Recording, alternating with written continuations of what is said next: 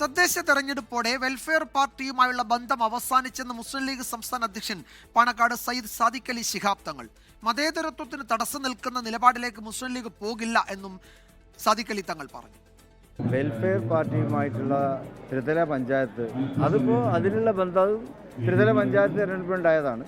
ചിലയിടത്തൊക്കെ ബന്ധമായിട്ടില്ല, സഖ്യത്തിനൊന്നും വന്നിട്ടില്ല.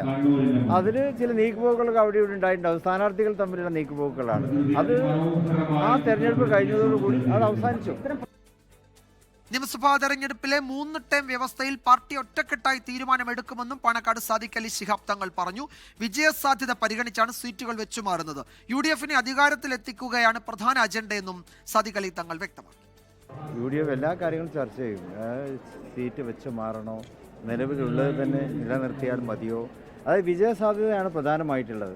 UDF-നെ അധികാരത്തിലേറ്റുക എന്നുള്ളതാണ് മുസ്ലിം ലീഗായാലും നമ്മുടെ ഘടകകക്ഷികളുടെയൊക്കെ ഉറച്ച നയം. അപ്പം അതിന് എന്താണോ ആവശ്യം ആ രീതിയിലുള്ള തീരുമാനങ്ങളായിരിക്കും ഉണ്ടാവുക. ലോകത്തെവിടെയായാലും ഏത് സമയത്തും 24 വാർത്തകളും ഓഗ്മെന്റഡ് റിയാലിറ്റി പാക്കേജുകളും എക്സ്പ്ലെയിനറുകളും വിശദമായി കാണാൻ ഞങ്ങളുടെ YouTube ചാനൽ നിങ്ങൾക്ക് സബ്സ്ക്രൈബ് ചെയ്യാം.